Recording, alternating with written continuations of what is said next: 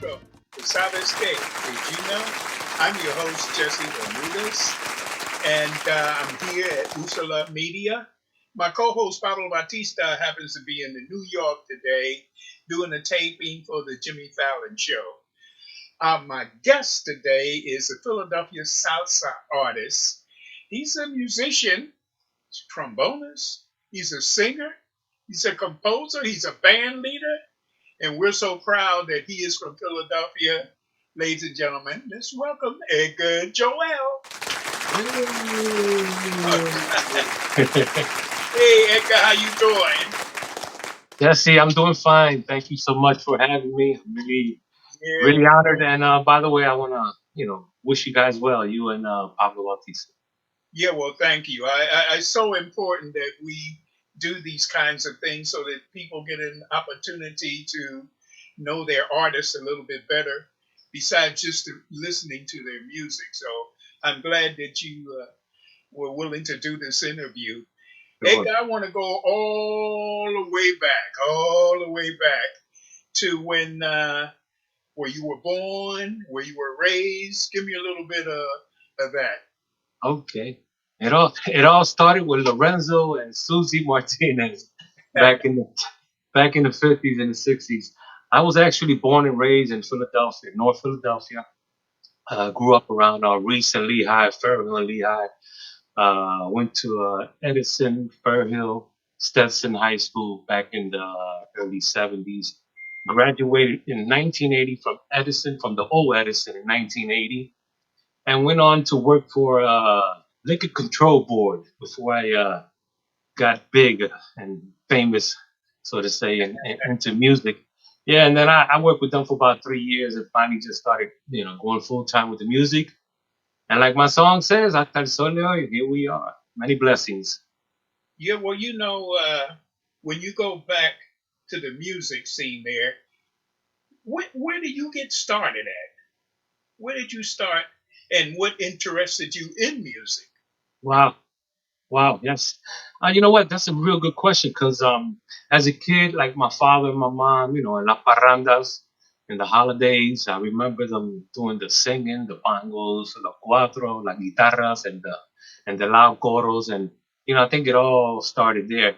But as time went on, I used to grow up in my grandmom's house where my aunts used to always play Gran Combo, Hector Lavoe, Willie Colon, and so on. So I kind of like have that in the blood.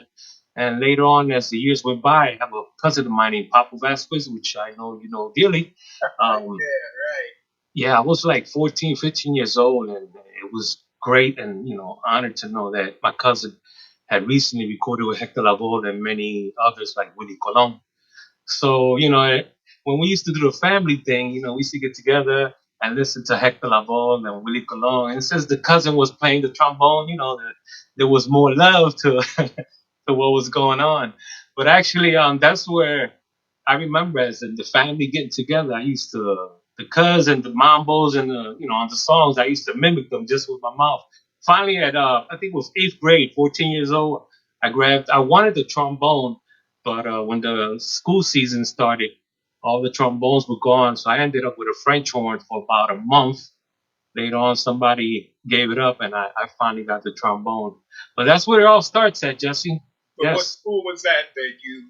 What school was that? When I started with the trombone in eighth grade, that was Stetson High School. It was on, I think it still is on B in Allegheny in North Philadelphia. But weren't you part of also of the Edison band at one point? Or Sure, sure. Uh, the Edison Latin Band. Actually, I want to give props to Kit Morris, man. oh Because yeah, those kind of things don't exist in high schools anymore. Back then, Jesse, we were real lucky. At least for me, from 1978, I went 3 years to Edison. I think it was 10, 11, and 12. Graduated in '80, and Kit Morris made a Latin band, and even even the musicians that were really mediocre would be a part of the band. And I guess at the end of the day, it was just to make everything happen as far as salsa and conga go and the Latin charts and Fania and Gran Como and all that. He made it happen, man. I mean, I want to give him credit. So that's where it all started for me, definitely. And then after Edison High School, even before Edison, I was already playing with I don't remember Louis Diaz and Charlie with La Combinación Latina. Later on, I played with Foto Rodriguez. I played with Rafi Hernandez. Back then, the band was called La Contraria. We had Angel Velez, George Torres, Lenny Prieto. With Foto, I had many musicians went through Foto, as you know, Eric, Manny, Manny, Isidro Infante. And it's amazing that you think back now and what I've formed part of back then, and a lot of musicians, Jesse, have expanded in their own way, and Yeah. it's beautiful to even just think about things like that. But definitely, that's where it all started for me, Jesse. I got a lot of miles in me, man. Well, I'd like to go back a minute to Kip Morris because actually music education, Latin music education, happened with Kip Morris at Edison. And of course, later on, Amla was formed, but Kip was the one that started everything. And if I'm not mistaken, the band used to visit other schools to perform. Definitely, we traveled. Man, if I can remember some names of schools, after we would put like 8 or 9 songs together, we might have visited Mass Bomb, Dobbins. Man, a lot of. I'll tell you, it would be nice to honor Kit Mars in one There, way, shape, there's or no form question someday. about it, and I'm definitely going to try to get him on one of these Sabes Que Sure, sure. interviews. And he instilled that in all musicians like George Torres, Angel Velez, Yes, Louis Diaz, Charlie. I can mention Rod. A lot of musicians, me, myself, and I think that that means a lot as far as especially for me because that was a part of my life and is very good memories for real. no question about it. And Kim also used to freelance with a couple of the bands that existed Sure. at that time, right? Yes. He used Yeah, to play saxophone. I think he still does with a Latin band called Orquesta Panama that I right, performed. I right. played with them many, many years after Mars was gone there. Wow, yes. Formed a band. I don't remember the other name too with Anthony Silva when he was a singer. Right. Yeah, Anthony Silva, right? Yeah, he's got history. He's Yeah, definitely got history. definitely got the history, and people need to know about Kit Mars because You know that, what, Jesse? If you give me permission, I want to mention something. yeah, Like when me and Anthony started, I remember we recorded our first album. We got known. I think it was 92, 93. Kit Morris. I was already out of high school for like 12 something years, and he found out, what I was doing with the music and being successful and taking my music to many parts of the world. He got in contact with me, and I think it was a little before he retired. We actually performed in high school, and he was happy to take me to perform for the class and show him what I was a part of and blah blah blah. I'll never forget Kip, man. Honestly, yeah. beautiful, beautiful. There's many of you guys that will never forget Kit because as a result of Kit, they had an opportunity to do something that they would have never had in any other high school. And I want to add to that too because there's a sad history of Edison High. And that sad history is about all of the young men from Edison that died in the Vietnam War. So it's a real sad history. But now we're talking about another history in the history of the birth of Latin music actually coming out of Edison High School. So, and I'm excited. I'm excited about that because Definitely, man. I'm excited just as, like you said, Latin music growing and coming out of Edison as, as me, the Latin music growing and going from Philadelphia to take my music to all parts of the world. That's how I see it too. You know what I mean? At the end of the day, it's all, hard work and obviously blessings and at the end, the public that's always saying presente, como dicen. yes, definitely so. And speaking of recordings, when did you begin the recording scenario? Because it was difficult for folks out of Philly to record Actually, back when you started. Yeah, So man. so And give you know, I always say that things when they meant to happen, Jesse, they just happen, right? I mean, just the thought of me getting lucky and getting a multinational label to sign me and my talent and obviously what I had on the table was all lucky and blessings. But this is how it happened for me. Actually, me and Louis went to Puerto Rico. Louis from La Combinación Latina. We had plans to record a second CD, but we wanted to do it in Puerto Rico. It was this thing about doing productions in Puerto Rico. Let me see if I can tell you the story short. But anyway, me and Louis went to Puerto Rico. We went to a club called Los Años 2000. Ahí estaba tocando, performing Luis Enriquez and Willie Rosarios. Me and Louis went over there. Story short, we went straight up to the stage, and I'm looking at piano. At the time, Andy Guzman, he was playing piano with Luis Enrique. So we looking at him, bam, bam, bam. The show finished, and as soon as the piano player finished, he came straight to me and Louis, and he said, "You guys are musicians, right?" And we said, "Yes." So we moved on. Me and Louis decided we was going to go back to Puerto Rico to do a production, a new CD, where we were going to be, like a joint venture. Me Mhm. and Louis. That never happened. It never transpired because Louis' thing kind of fell apart. That's when we decided to, it was time to keep going because things happened one too many times. But like I said again, things are meant to happen. Uh, I went to Puerto Rico back to Puerto Rico. I talked to Andy. I said, listen, I have a band, I have a singer, I want to record. He said, you let me know. And it happened like that. I got in contact with Anthony. We picked up some songs. We went to Puerto Rico. By the time we got to Puerto Rico, the productions was all done. I think it was like 8 or 9 songs. In 2 weeks, we did the production. Production right here. Because, they used to say, oh, well, anybody can record a CD these days. Do you remember that, Jesse? Yeah. So I had the CD for about a year. I met Luis Enrique's manager. His name is forgot his name right now. He passed away. Que en paz descanse. I gave him the production. I gave him the masters. But he was tough and pegado con Luis Enrique at the time. So he kind of kicked me to the curb. I finally went to Miami, picked up my masters, and I went to Puerto Rico. Got lucky and got a multinational label to sign me. At that time, it was called RTP, where we uh, released En el Tope, donde nace el éxito de Hechizo de Luna, Loca por mí, and others. Wow. After the first production, we get lucky again, and a multinational, Th. Robin, signs us. Actually, the CEO from RTP goes over to Rodman Records, and that's when we record Hasta el Sol de Hoy 90, Hechizo de Luna 92, Hasta el Sol 93, En la Nube 94, No Oigas Más, and 95. I did 4 productions with Th. Robin at that time.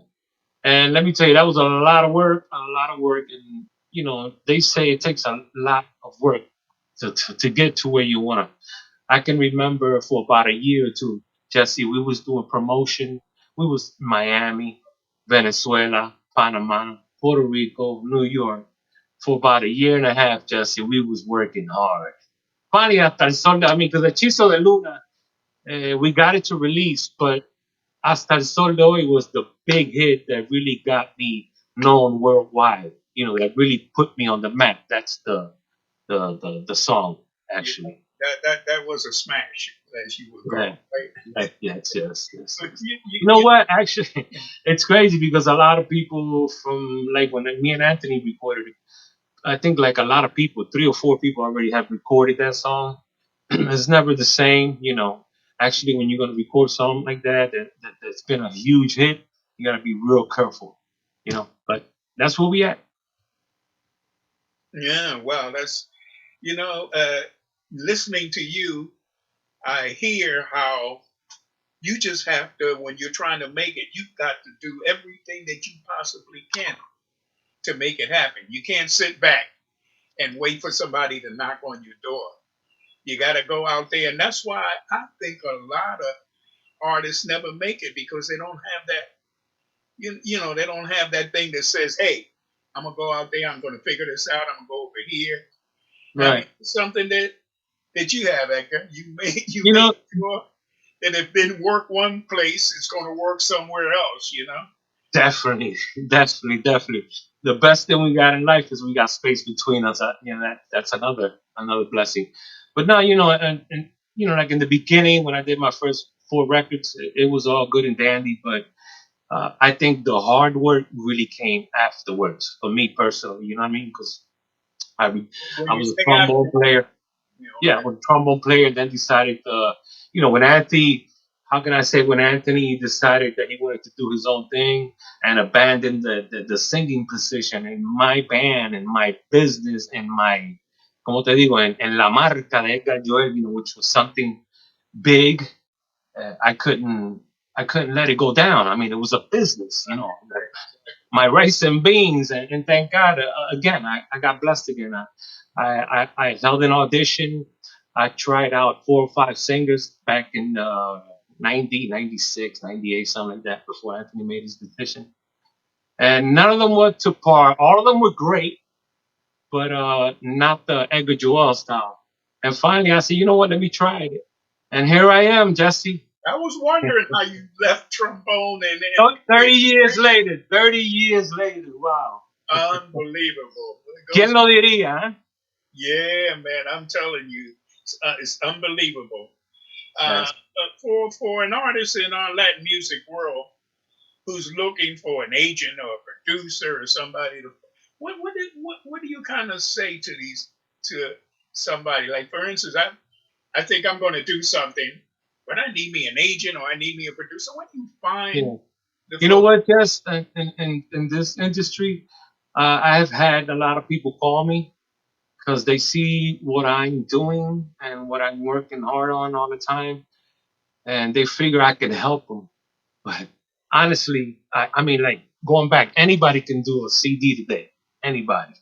Right, sure. Uh, I think after, for me personally, it was after four or five hits, I decided, the most important thing now for me was cómo saber mantenerme in the industry, and that's, I think I accomplished that. But going back to, up and young talent, there is a lot of talent. God bless. It's really hard, Jesse. I mean, I got lucky, like I said, I got real lucky to get signed by a multinational label that that does your video, that promotes you, that you know basically they take. Especially that you're Yeah, from Philly. You didn't come from New York or L.A. or whatever it was. You're from Philadelphia, which, hey, that was something big for a Philadelphia person to come yes, across. A it record was label. hard, man, but we did it. We did it. Yeah, yeah, no question about it. So I guess when you talked a little bit about helping others, it's like maybe pointing them in a certain direction. If they're looking for a producer or an agent or something. Yeah, I mean, I've, I tell, well, at this day and age, I tell people, look, just Google Universal, and you can find out who's the A&A. You can find out their email. You could do all that yourself, basically. 20, 30 years ago, then you had to, like, record a CD, either travel or have somebody, a middleman or something. But for them today, like the young talent, that that's what I recommend. But at the same time, have something to fall back on, because as far as I'm seeing, man, everybody wants to sing in this day and age. You know what I mean? And it's Right. not for everybody. It's not. No, and the fact that you say it's not for everybody, why do you say that? Well, because I've noticed a lot of young talent that they really want to dedicate their life to music. They want to live off of music, and there's a lot of obstacles in the way. Jesse, is easier said than done, honestly, and there's a lot of, I mean, when you see me on stage playing the trombone and singing, you go, wow, man, Edgar's doing good, fine, chévere, I mean. But at the end of the day, you really don't know what's behind. You know what I mean? Uh, Putting it together, the band, the arrangements, recording studio, traveling, promotion. Right now, that's what I'm getting ready to do. And it's an ongoing circle, Jesse. Yeah, never it never stops. But the fact of the matter is that if you don't do that, then you're not going anywhere. Claro. It, Yes. that's unbelievable. And this is Definitely. why I like these interviews that I'm doing, Sabes Que, because you hear these things. You know, like you said, you're playing your trombone and you're singing. Everybody says, "Oh, it's wonderful," but they don't know what behind the scene. How did you get there to even Yeah. play that trombone or to Yeah. sing? You know what I'm You know saying? what, Jesse? After 30 years, my first, I would say my first 5, 10 years, it was beautiful. It's still great, it's still beautiful, but like I guess el ánimo era más diferente. Today, after 30 years, I look at it as a job. Honestly, there's days that I got to get on an airplane and I don't want to go to work, Jesse. You know Right. what I'm saying? But it's in here and I'm here for a long haul, Jess. Si Dios me lo permite. You'll be with us forever, man. You know what I'm saying? No question about it.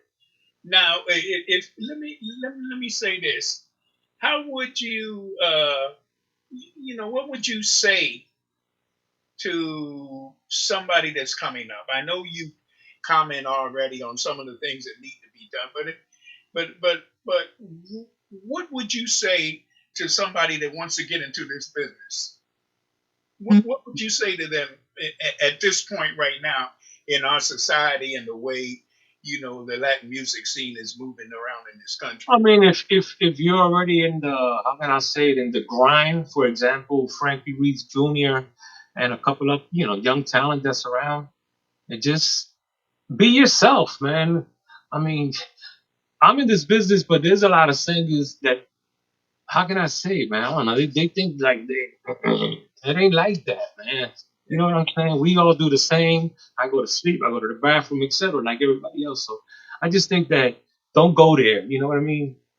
There's Yeah, a, it, there's a actually, lot of young talent coming out, and they forget that, and they think just because they hit one song on the radio, oh, but it's not like that. no. And what you're actually trying to say is that you need to be humble. You can't Definitely, walking around telling people, "Do you know who I am? Do you know who I am?" yeah, And bragging or what have you. but But what you do is turn people off in a sense, and not But when they see that you're humble and that you're working hard to do what you need to do, and you have been one of those individuals who've been able to do that, then this yeah, is why you've been lucky and blessed to be able to move and do the things that you do. yeah, you And have to work so, hard. what do you have coming up, though? You know what I'm saying? Actually, you know what? I was telling you that this year is actually I have a brand new CD I just finished about a month ago. I got the CD cover done. I got the videos. I did 2 videos for it. I want to celebrate 30 years de trayectoria musical, 30 years of my musical history in Philly. And what I have done is I invited like 6 or 7 different singers. So I'm gonna have featurings like Frankie Reese Jr. I just recorded one featuring with Nino Segarra, Jan Collazo, Ruben Martinez, Alejo Morera. So it's gonna be a very interesting CD. It took a while to make because it's hard to get all these people together and meet time and whatnot to work in the studio. But I first of all I ain't been in a rush, but that's what I have. I want to celebrate my 30 years. I mean, all that public and all the people that have supported me. I have something real nice coming. 30 years. Edgar Joel, 30 años de trayectoria. Así que entonces el público que apoyó la música mía anterior, que la Right. apoyen de nuevo. Yes, definitely. And I want to ask you now. You have all of these singers that are going to going to be on this 30-year anniversary album. Who is in charge though? How does the arrangements work out? That seems like it might be a little tricky with Actually, different no. I singers. what I did, I have the like with Nino. Is an example. It's un arreglo de. It's an arrangement from Ramon Sanchez, and basically, he sends me the with the technology today. He sends me over the arrangement. I send it to Colombia. I did some work in Colombia, and basically, le mandamos. We sent Nino Segarra was basically called the track and he recorded it in his studio, emailed it back. I did it over here, and that's how we put some of the songs together. But for example, with Frankie, we did it together live. Dan Collazo, we did it in Puerto Rico. Ruben, we did it in Puerto Rico. And it's all like I said, it's a lot of hard work behind the scene. But like when you see the CD, it's all fun and dandy. It sounds like a lot of organizing, right? And making Yes, yes, yes, where yes, they need to be and doing what they need to do. But yes. I'm to hear all of that. Keeps me excited. I've always been excited about Latin music, and to talk to people like yourself, Edgar, that Thank you. have involved themselves and actually grown in the industry is exciting for me. Now, I want you to talk a little bit about your experiences when you go to Colombia or Panama, where your tours there.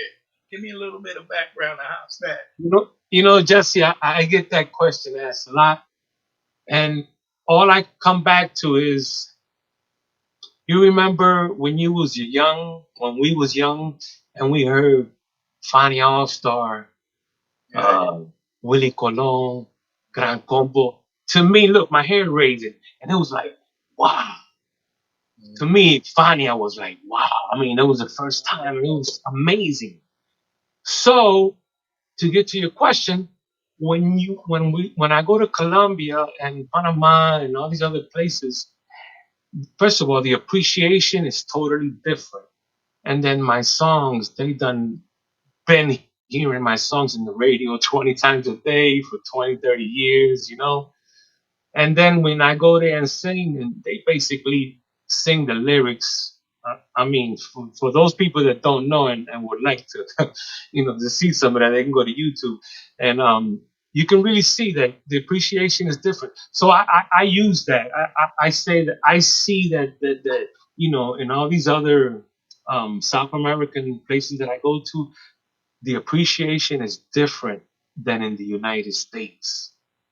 So I see it as, for them, it's like wow, and it basically is wow because they treat you so nice. They call you maestro.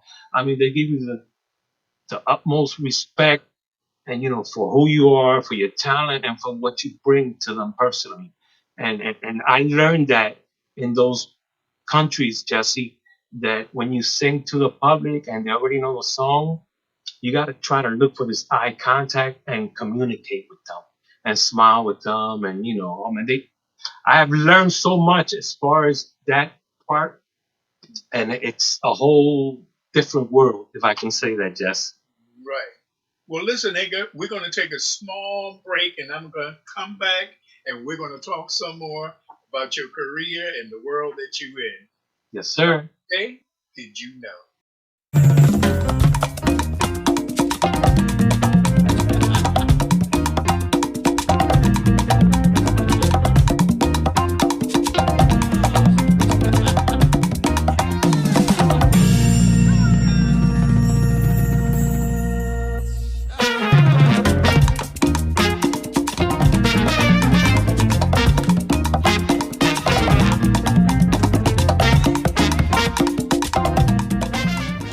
Here with Sabes Que. Did you know I'm your host, Jesse Bermudez here on Usala Media. Our guest today is none other than the Philadelphia salsa recording artist, Edgar Joel.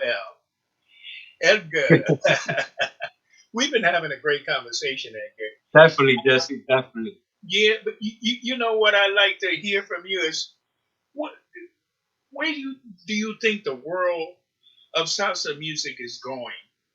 Both here, especially here in this country, because you just finished telling me about how receptive the people are in other parts of the world. But where do you think it's going here in the U.S.? I'm gonna blame that a little on radio. You know why I'm gonna blame it on radio? Because, like in the summer, I do festivals like up north, Buffalo, Boston, Lawrence, Massachusetts, and I perform and people enjoy my music. And then when I come down from stage, they ask me, "Yo, you don't have nothing new. I haven't heard your music, but I love your music, blah, blah, blah, blah. And I said, yes, I mean, me personally, I've been recording every 2 or 3 years Right. para mantener lo que es la vigencia. Jesse, entiende? Because I said, we're living in a time for the salseros that the multinational labels are not signing anybody. Why? I have it understood because of the digital era. You understand? Because they can't sell CDs. They can't recoup their money that they invest on an advancement on the artist, video promotion, TV, production, etc. That's what they have told me. So that's where we're at, basically, as far as having that support. But Hmm. in my situation, I'm blessed because I had like 12 or 13 hits that people know, you know. But Exactly. I do. I get approached all the time because of that. So, based on what you're saying, there needs to be a plan, right, to look at what's happening and how we can do something about hopefully changing that, or can we do that as artists? You know what, Jesse? Um, when I was coming up in this music industry, it was one way, and I don't think it's ever going to be what it was.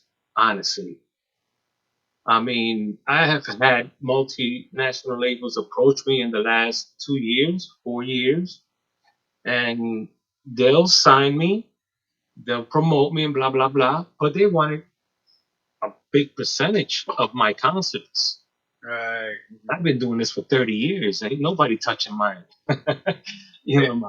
My revenues from my concerts and they certain labels, in other words, certain labels tried to work around this, Right. but it's not happening. If you think about Lalo Rodriguez, still working, still gigging, still blessed, but not new in many, many years. Probably has recorded something, but it just hasn't gotten to our ears because of what I just finished explaining to you as far as the labels and whatnot. But that's where we're at, Jesse. I don't see it. I mean, it, the It's industry has changed so much. I used to travel with 15 guys, Jesse. Today I travel by myself. 5 years ago I was traveling with my singer and my chorista and me, three. Now I've been traveling by myself. I don't think it's going to happen. I mean, I perform with my band locally in New York, Trenton, or what have you, locally. right, right, But right. as far as crossing the river, No. everywhere I go, I perform with a different band. And that's another thing that I don't think is gonna go back. Why? Because the capital to move the band from A to B, was huge. Hotels, tickets, Yeah. And but somehow or another, Just for the record, Jesse, uh, I'm sorry, hold your thought. Just for the record, the only salsa band that's traveling the world with the band today is called Gran Combo. I was getting ready to say that. Yeah. Para que lo sepa. Everybody else is traveling by themselves and going a day, two before, obviously sending the charts through email and have an hour or two rehearsals, and let's get ready for the show. Yeah, and I guess they That's stress. I like it. It's less stress. Obviously, less stress. yeah, and the fact of the matter that the sound never changes, and that's probably why they have so many hits one after another. Exactly. So, Yes, sir. but if we need to look at this carefully because at the beginning everything was okay. The record labels changed their form of operation, and now it's going to be better for the artist because he's more independent and he can sell his own stuff. But in reality, there's not much happening on these platforms, is there? Definitely. I'm a witness to that, Jesse. The digital era started in '98, right? If I'm not mistaken, around there somewhere. And I released a CD called Para Historia in 2011. And my single there was Bajo la Sombra. And that was my first time ever selling, a digital single. Right, right. When it started, it was good. Trust me, it was flowing, but it just went backwards, Jesse. It's not. the Is digital that something that platform is now. I mean, you know what's working for me? I've been blessed again. Like there was a point that my lawyer told me that that artists don't know that the masters belong to the artists. Why it belongs to the artist? Because when the company starts investing, they invest in your video and you and your advancement, the promotion, the production, and all that money comes back after they recoup, right? hmm So a lot of artists didn't know. I even didn't know that today. So I found out that the masters were mine. Short story short, I got the masters. They're in my hands. I mean, not physically in my hand. You know, they keep them refrigerated in my hand, but I have them. So what's happening with this YouTube thing and Spotify? That's really starting to work for me. Um, wow, Spotify, especially, you know, they monitoring my music every time it plays in any part of the world. I receive a notice, and at the end of the year or at the end of the month, I'm always receiving some monies from them. So that YouTube situation, it's another outlet for some of us, that ain't making that royalty money that we used to get. right. You mentioned something, a lawyer. When did you get hit to the fact that you needed a lawyer in your all of the work that you've been doing? You know what, Jesse? Me personally, I've always had a lawyer from the beginning. Good My advice. first my first lawyer, his name was or is he's retired now. His name is Miles Harlow, Larry Harlow's son. Back in the 90s, I Oh worked with, yeah, I know him. Yeah, you know him? Yes, yeah. I worked with him. He worked with a lot of us back in the 90s. Expensive, but I always say if you don't have a lawyer, you're not on the right tracks. Definitely not Forget on the right about it tracks. because they're going to play the games with you, right? And you end up making the wrong decisions, like a lot of people I know. But to each his own, Jesse. Yeah, no, no, but I mean, if we're talking about, the things that need to be done if you want to succeed in the business, then those are Right? important things to know, because you got a lot of the folks, young folks coming up now, they think that hey, all they got to do is sing and record and that's it. Tomorrow I'll be a big hit. Yeah, yeah, In yeah. Well, reality, it doesn't work. And without a lawyer, how do you know what deals you might have cut or need to cut with a company or whatever that may be? yeah. I'm Well, really that's the concerned. whole. Yeah, that part of the story is a whole different world, and that's very important too. But a lot of people just like I could mention colleagues, man, like from New York, for example, Johnny Rivera, Ray Sepulveda, Canario.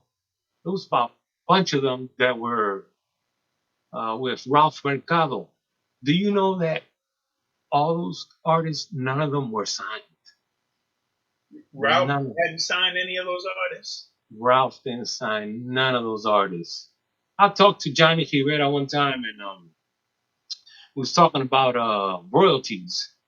And I was signed with Rodvin, like I said, to lawyers and everything in contract.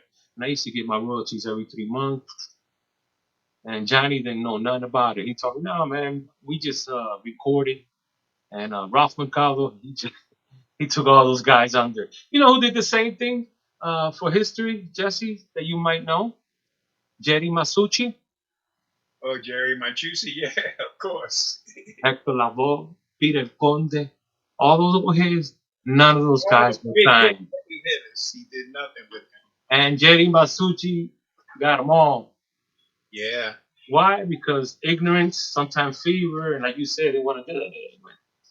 but my Chusi was a lawyer too, right? So he Yeah. knew what. Well, he was a I first. mean, I don't know each individual story, but these are the stories. I mean, you can even Google these stories in there. Let's say, for example, Pacheco. You remember Pacheco, Johnny Pacheco, que en paz descanse. Yeah.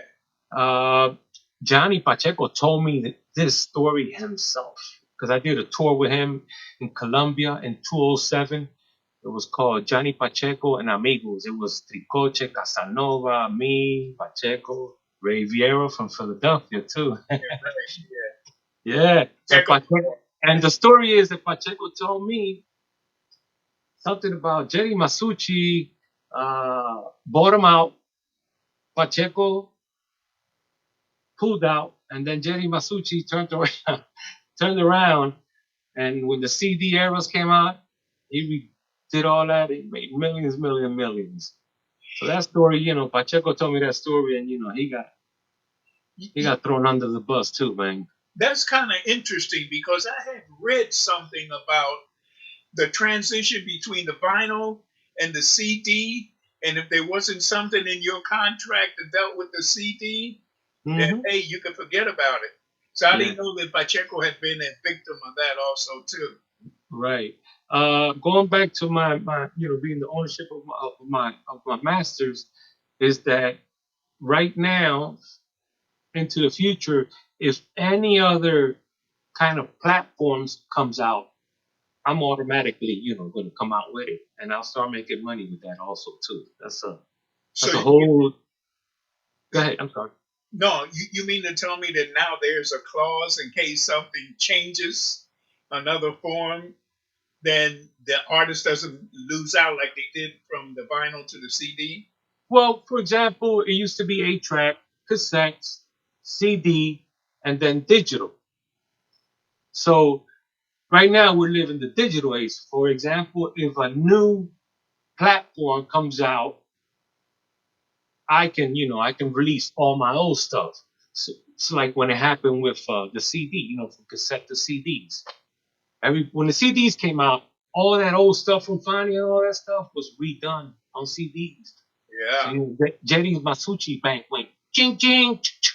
right. Yeah. He left with millions and millions of dollars from what Yes, he gathered. yes, yes. Unbelievable, boy. Yep. It's the business, the music business. And this is something that I think is so important. I think that you're one of these individuals who understands both sides. You understand the musical aspect of it, but you also understand the business. And I always try to tell the artist, learn a little bit about what you're getting into. Talk to Yes. others that have succeeded and this and that so that you don't make those same mistakes because those companies and so forth are waiting for you. They're waiting for you to not know what you're getting into, but they do. Yeah. Yep. Definitely just So well, on your next tour, you, when will that take place? you know what, Jesse? I actually just did my first gig about 2 weeks ago in Mancora up in North Jersey. Uh, I have about 4 or 5 things pending, Right. depending on these governments and mayors that are giving the capacity and the green light to do whatever is needed to be done as far as moving ahead. Like for example, I got Boston, I got Canada, pendiente. Um, right now, I'm going to go Medellin. I'll be in Medellin in another 2 months because, like I said, I'm going to start over there my promotion with my new CD, and I'll be there about 2 weeks. But that's basically already opening up. So, that's kind of I'm going to be looking at things as I go as far as traveling.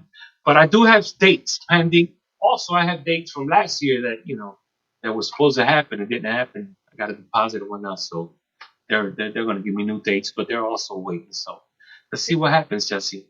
Yeah, let's see. Elaborate a little bit on this, what you mentioned about mayors and people being involved in what takes place. What do you mean by that? Um, for example, like the mayors, they're making the decisions as far as the clubs, the capacity, everything that you have to comply with, and all these promoters that have me pending on these gigs. They tell me that, for example, in Colombia, they were waiting for the government to give the green light, and they were waiting for I think April 15th in certain parts, to start Wow. opening up, obviously complying with all the rules, and certain clubs and bars are having a certain capacity, to be permitted into the club. Wow. You know what, Edgar? It's certainly been a pleasure speaking to you. because Sabes Que is about folks listening and learning. And as I sit here, I learn and I learn and I learn. So it is. Thank you so much for this interview, Edgar. Thank you for being Yeah, on. see, they say we learn things every day, and that is true. You're Thank you so much, my brother. all Love you, much love. Thank you to Bautista, the family there. Y nos right. vemos pronto, si Dios permite. Yes. Okay. Blessing, my brother. All right. Hasta Thank la you. próxima, Jessica. Hasta la próxima. Sabes que? Did you know?